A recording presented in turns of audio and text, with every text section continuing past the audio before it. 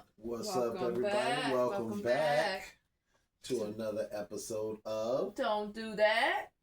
Don't Do That. Right here on 16 TV. On Wicked Wednesday. Yes, it is. Wicked Wednesdays. Yeah.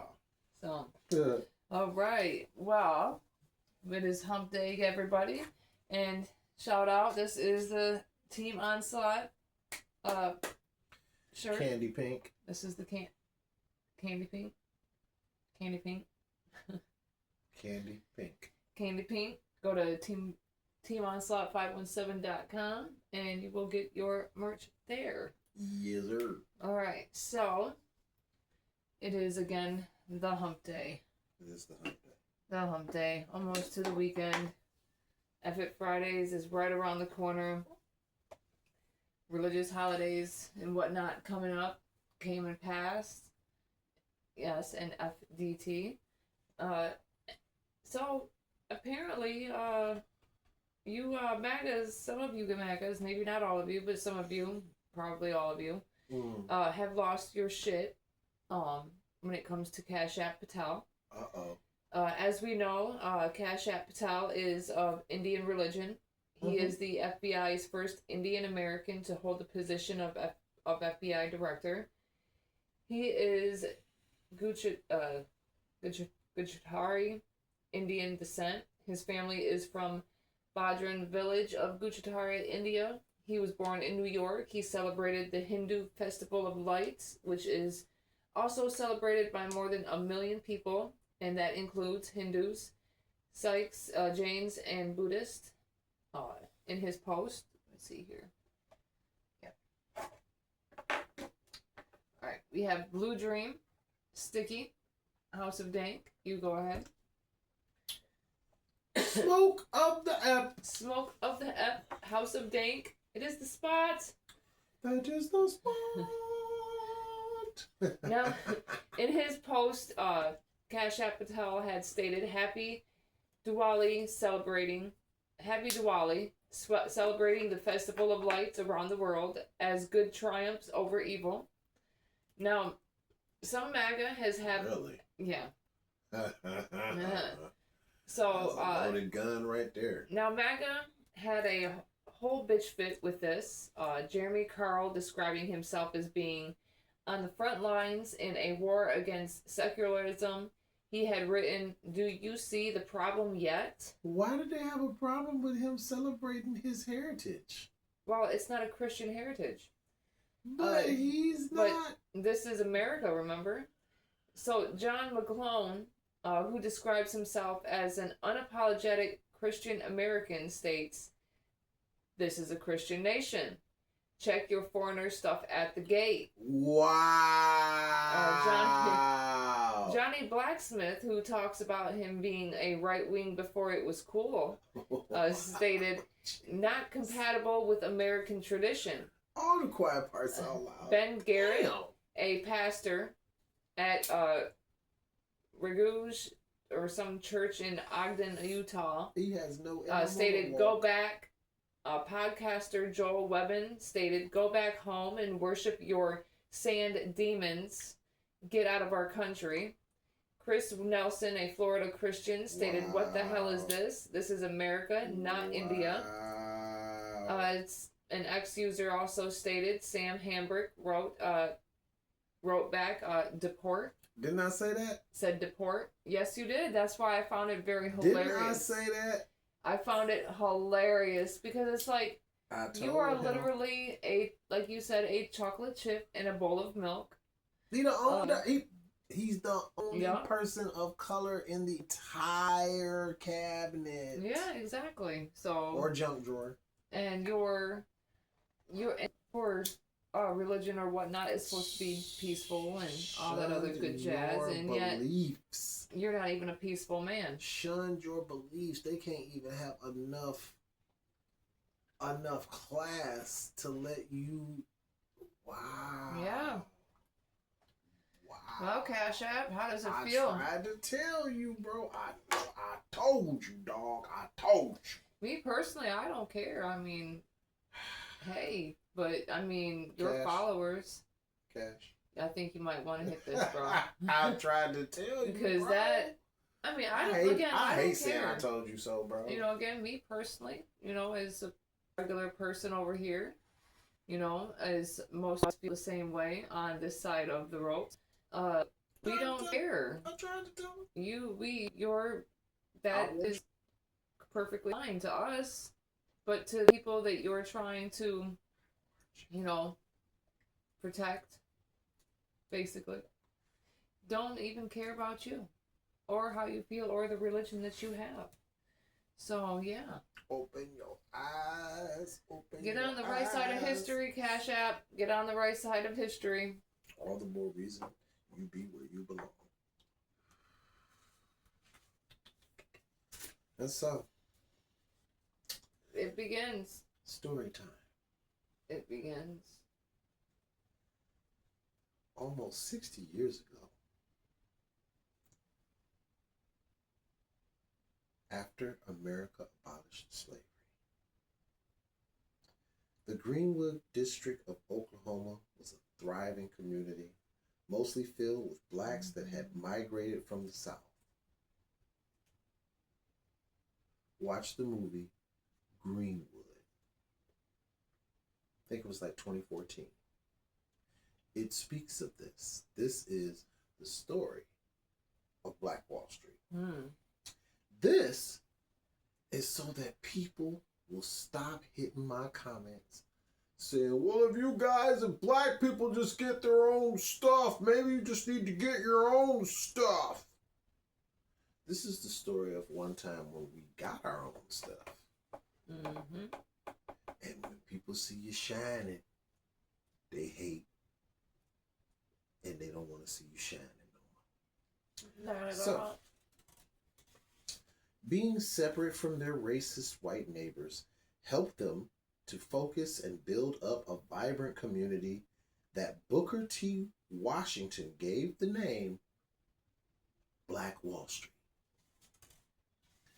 Black people in Greenwood had a 58-room hotel owned by a black man, the biggest hotel owned by a black man. They had 2 movie theaters, and Dr. A.C. Jackson lived in Greenwood. He was considered to be the most skilled black surgeon in America. Okay? Sound like they was doing it, right? This is they were getting down. 1921. They were doing good too. 1921. So they still had Jim Crow going. They still had racist, jealous white boys running around. So long story short, black people were shining and minding their business. White people started hating. Black man was falsely accused. Jonathan Majors. Black man was falsely accused and bullshit ensued. So the story was like the man, I forget, did I have his name in here? I don't think I have his name because I have something else in there after that. But his name, let's say you know that you have to go to a black bathroom. You cannot go to a white bathroom. You have to go to a colored black bathroom. So the nearest colored bathroom is about half a mile, say. Okay. So you run there and you gotta go. You don't have time between there and getting back to work to dilly-dally. But your only choice is to get on the elevator to get to that bathroom by yourself on the same elevator as a white girl. Now, mind you, being alone with a white girl in 1921 with Jim Crow laws was strictly forbidden. You could not do this. You did this at your own peril. And the young man did. No one knows what happened in that elevator even to this day, but the young lady yelped, screamed, ah! Like one of those type of noises. I'll take a quote out of Potts's book and say white woman tears. Okay. So, long story short, they blamed the young man and said, after the story snowballed and went like in the Grease movie from one side of the drive-through to the other side of the drive-through, it turned into the young black man had forced himself on the white woman. They instantly took him in, arrested him. Okay? Jealous white boys, crazy white boys outside of the jail wanting to lynch the young man. By this time, about 50, 75 brothers from Greenwood, from Black Wall Street had popped up. Because a lot of the brothers that had came to Oklahoma from the war went to Greenwood because they knew that's where it was popping for the brothers. So they came to help out the brother. They came 75 strong. They still ended up getting overpowered. They were overmatched with artillery at the time. They started losing. They ran back to Greenwood, and they ran back to Greenwood too. Total between 75 and 300 dead. This is the guesstimations. Okay. Fired a machine gun on a church, killing the people inside. 6 planes dropped accelerant and dynamite onto the town. They vandalized and looted the homes for all of their belongings. They ripped men from their homes, shot them in the street, hanged them or tied them to the backs of trucks and dragged them through the street until they died.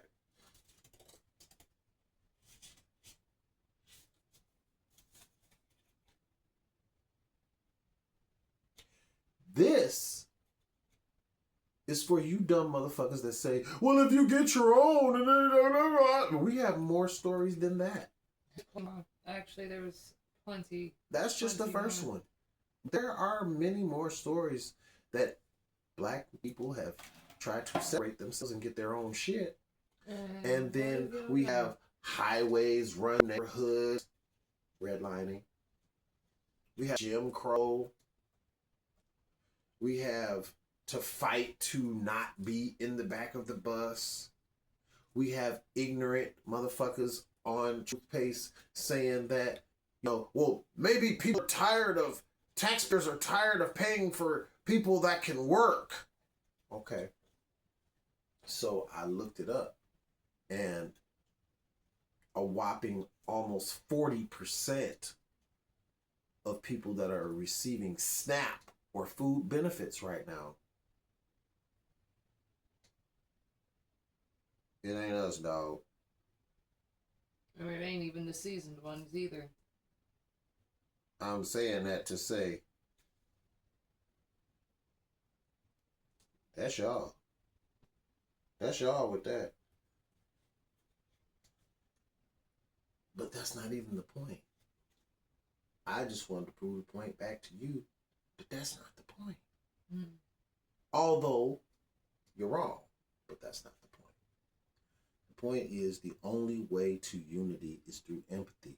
You have to empathize with the man across the table from you, trying to tell you what is going on. If you're unwilling to have the conversation, if you're going to get butthurt every time the conversation pops up, but in the same conversation say, you're not my enemy. If you understand you're not my enemy, then what are we arguing about? If you understand that you weren't there in 1965, if you understand that you weren't there in 1865, if you understand that you weren't there in 1921 in Greenwood, why are you so butthurt when we talk about it? Guilt that's not even needed to be there because you weren't there. Juneteenth shouldn't be a holiday. Then why should the 4th of July? Exactly. Because it unifies the nation. Okay, but having your own holiday like Juneteenth, that divides the nation. Not everybody was free, but all right. Yeah. So Colombia's president makes threat to Donnie Taco. Colombia President Gustavo Petro poked at MAGA and Trump on Tuesday after a viral clip showed him appearing to suggest humanity should get rid of President Donald Mushroom Dick in a new interview as the pair continue their back and forth feud over U.S. strikes on alleged drug trafficking boats. Now, over the weekend, Donald Tannenbooth announced. Over the weekend, Donald Tannenbooth announced he would be closing up the killing fields in Colombia and cutting U.S. subsidies to the country. After Trump stamped Trump blew up those boats, there was a possibility that there was a fisherman that was blown up in the process and was murdered by the explosion that we did. They have accused Trump of murder.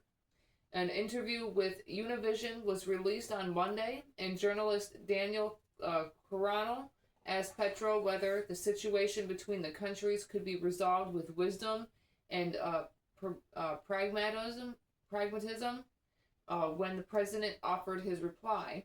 Petro stated, "The problem is that I doubt that this is on Trump's mind, but I trust that the democratic resolve of the American institutions, which do not exist yet in Colombia, are able to put science and truth above slander and arrogance and greed."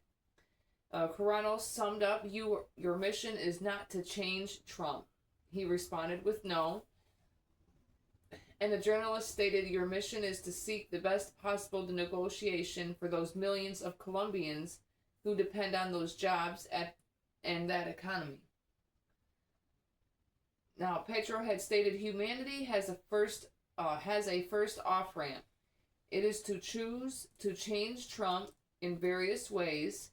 The easiest was maybe through Trump himself.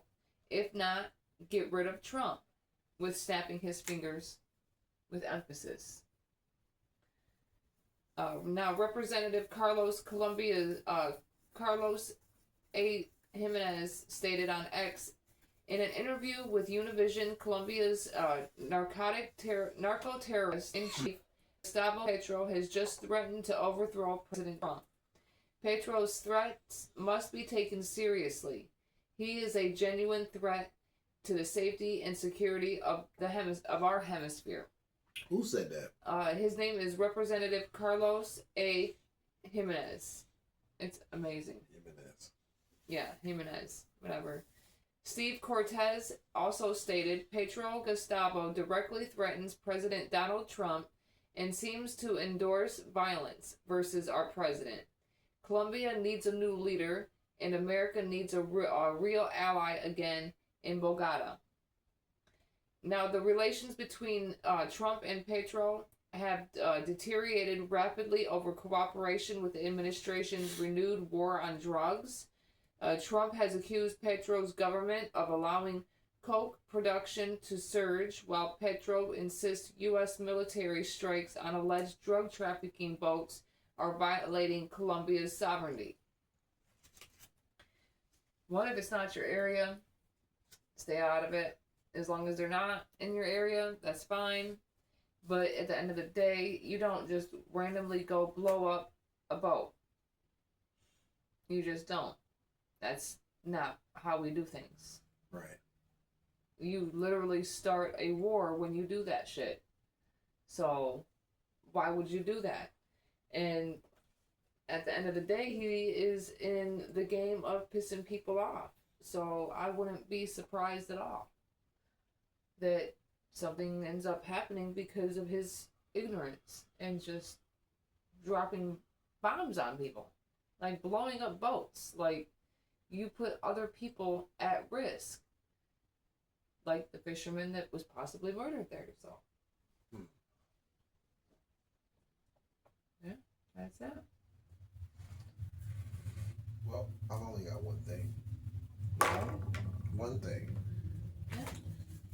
We got another one.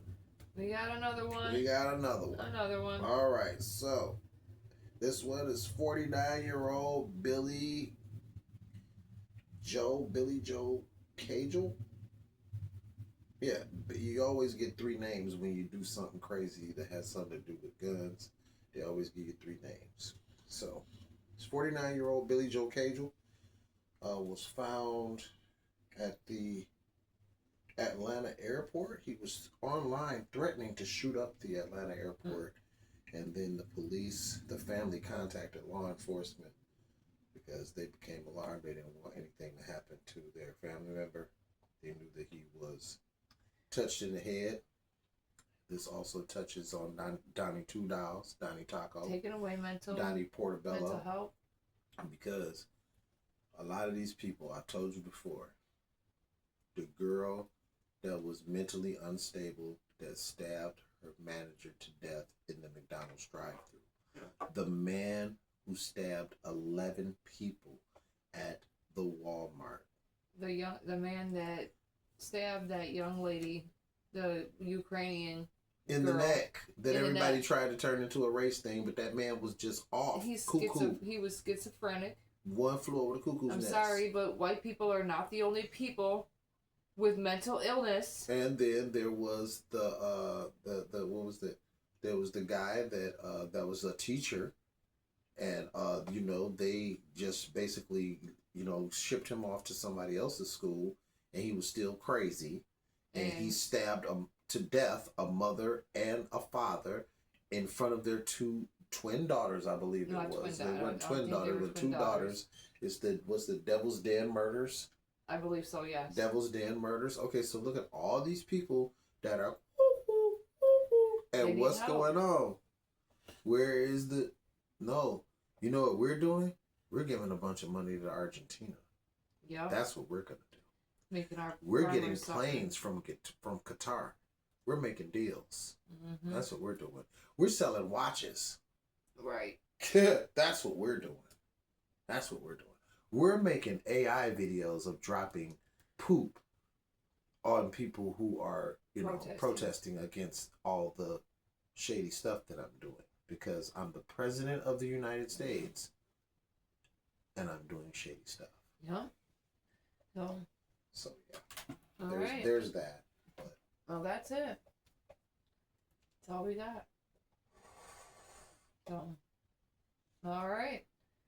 Well, thank you again for coming out and seeing us, you guys. We will see you next time on Epic Fridays. Yes, we will. Epic Fridays. Yes, we will. All right. So don't forget to like, comment, share, subscribe, and get notified for each and every time we drop new content. And we will see you next time. Pieces.